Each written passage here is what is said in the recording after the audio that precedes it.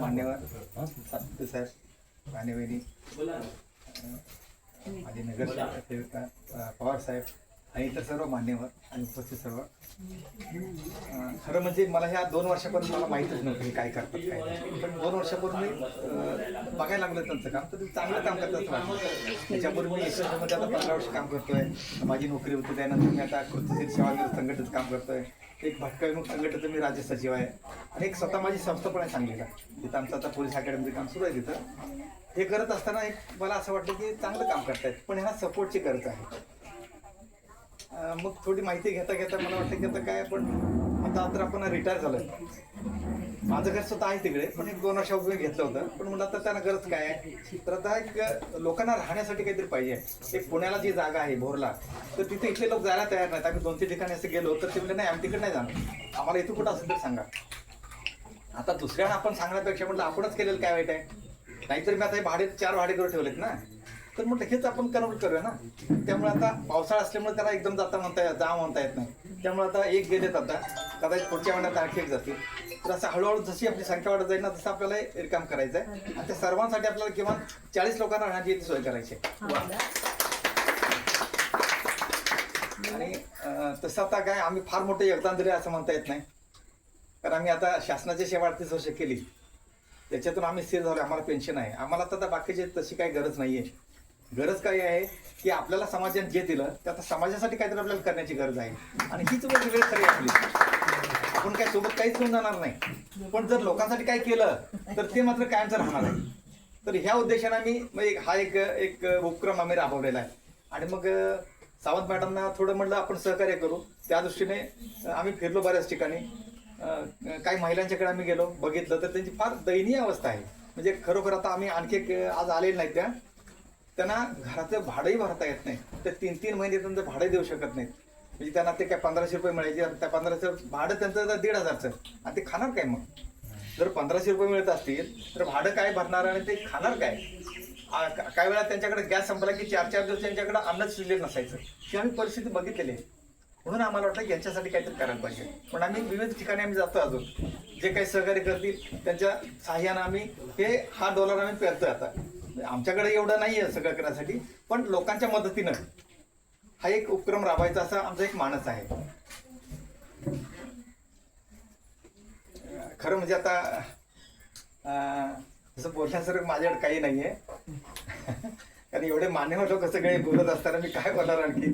आंबोपुंशीचा अनुभव सांगा, पहिला कार्यक्रम आपण. हा, या माध्यमातून मी यांच्यासोबत जोडले गेल्यावरती बऱ्याच ठिकाणी मला असा जाण्याचा योग आला. तर तिथं गेल्यावरती काय होतं की ह्या ज्या काही सरकारी स्कीम आहेत त्या तिथंपर्यंत पोहोचलेल्याच असतात, त्याला माहीतच नसतं. मग त्यामुळे जेव्हा मग आम्ही बोलायला लागतो, आता थोडं म्हणजे बोलण्यात आम्ही तसं कमी आहे तसं, कारण आता आमचा काय पेशा तसा बोलण्याचा नाही. मी पेशाने इंजिनियर आहे, पण मी एक सामाजिक कार्य करताना मला बोलण्याची सवय झाली. मग तिथं आम्ही गेल्यावरती काही गोष्टी आम्हाला समजावून घेतल्या की त्यांच्याकडे काही सुविधाच नाही. आपले एवढ्या स्कीम आहेत की तिथं बाबा डॉक्टर पाहिजे किंवा तिथं किंवा आता मॅडमने आणखी एक उपक्रम चांगला राबवला आहे, सीव्ही मुक्त गाव. एक कुठलं पाचेरी आगरबा म्हणाय, तिथं त्यांनी एक ठरावच करून घेतला की त्या गावात कोणी शिवी द्यायची नाही. त्याचप्रमाणे आणखी कुठलं ते पुण्याची साने गुरुजी विद्यालय पुणे, तिथं त्यांनी अख्खं ते एक शाळा आहे ना ती शिवीमुक्त करून हे केली की त्या परिसरात कोणी शिवी दिली की त्याला दंड करायचं. असं हे बरेच उपक्रम आहेत. आणि आणखी आम्ही 30 प्रकारचे उद्योग दिले आहेत. आम्ही समाजात असे ते व्हायरल केले आहेत, पण अजूनही तेवढं प्रतिसाद मिळत नाही आम्हाला. आम्ही काय म्हणतो की तुम्हाला काय त्यातला 30 प्रकारचे कोणता उद्योग करायचा आहे सांगा, आम्ही तुम्हाला ते पोच करतो. त्यापैकी आता जे टी स्टॉल आहेत, आम्ही पहिले आता सांगलीला 6 दिलेले आहेत, आता रत्नागिरीत आता 7 दिलेले आहेत. आता पुण्यात एक आणखी 5-6 टी स्टॉलचं आम्ही म्हणजे ओपन करतो, तिथं देतो त्यांना. सुमारे 1 लाख रुपयाचं म्हणजे अगदी त्या पक्कडपासून किटलीपासून सगळं ते स्टॉल पूर्ण आम्ही त्यांना देतोय. त्यांनी फक्त ते व्यवस्थित चालवायचं आहे. ज्या निराधार महिला आहेत त्यांच्यासाठीच आम्ही करतो हे. त्याच्यासाठी आम्हाला अजून कुणाची शासनाची वगैरे मदत नाही आहे, पण आम्ही आमच्याकडून जेवढं होईल तेवढं आम्ही करतोय. काही लोक आम्हाला भेटत आहेत, कारण ह्या प्रवासात असं काही चांगले लोक भेटत असतात की ते स्वतःही मदत करतायत, तर त्या माध्यमातून आम्ही त्यांना हे करतोय. अशा प्रकारे आम्ही 31 प्रकारचे उद्योग दिलेत. कुणाला शेळीपालन करायचं असेल, कुणाला शिवणकाम करायचं असेल. आणखी एक मॅडमने आणखी एक उपक्रम असा घेतलेला आहे की की आपण प्लास्टिक मुक्त हे करायचं आहे. त्याच्यासाठी आम्ही एक 10,000 पिशव्या शिवायचा आम्ही संकल्प केला आहे. त्याच्यासाठी आम्ही एक 4-5 शिवण मशीन आम्ही घेतोय आणि त्या ज्या महिला गरजू आहेत त्यांना त्याचा मेहनताना द्यायचा आणि त्यांच्याकडनं त्या पिशव्या शिवून घ्यायच्या आणि त्या आम्ही बाजारपेठेत उभा राहणार आणि त्या प्रत्येकाला देणार. त्यांना फक्त एवढं सांगणार की याच्या बदल्यात आम्हाला काही नको आहे, पुढच्या वेळी येताना तुम्ही प्लास्टिकची पिशवी आणायची नाही, अशी कापडी पिशवी घेऊन यायचं. असं या पद्धतीनं आम्ही बरेच उपक्रम आहेत. माझ्यापेक्षा मॅडम आणखी जास्त सांगू शकते. बरोबर सांगितलं. आता तुम्ही तयार झाले माझं ऐकून बरोबर सांगितलं. असे वेगवेगळे आपण उपक्रम राबवतोय. उद्योग पण देतोय. अगरबत्तीचा असेल किंवा कुणाला कपडे विकण्याचं असेल किंवा कुणाला आणखी काही असं शिलाई काम त्यांना जर आणखी काही असेल तर त्यांना शिवण्यासाठी आपण देऊ शकतोय. म्हणजे यांना इथे यायचं नाही पण घरात त्यांना काम आम्ही देऊ शकतोय. असे वेगवेगळ्या प्रकारचे 30 प्रकारचे उद्योग आहेत. पण अजून तेवढा लोकांचा प्रतिसाद येत नाही कारण त्यांना वाटतं की खरंच हे देणार आहेत का, ह्याच्याकडे काहीच नाही, हे देणार कुठनं, म्हणजे अशा म्हणजे शंका आहेत. काही जणांनी बोलून दाखवलं ह्याच्याकडे काहीच नाही, हे देणार कुठनं. स्टॉलच्या वेळेला पण तसंच झालं. हा 30 स्टॉलचं तसंच झालं. पण आम्ही जी सुरुवात केली आता 2 ठिकाणी झालेलं आहे, 3ऱ्या ठिकाणी आता पुण्यातलं तयार आहे. फक्त आम्ही अजून गेलो नाही. आता कदाचित पुढच्या आठवड्यात होईल तिथेही 6 स्टॉल देतोय.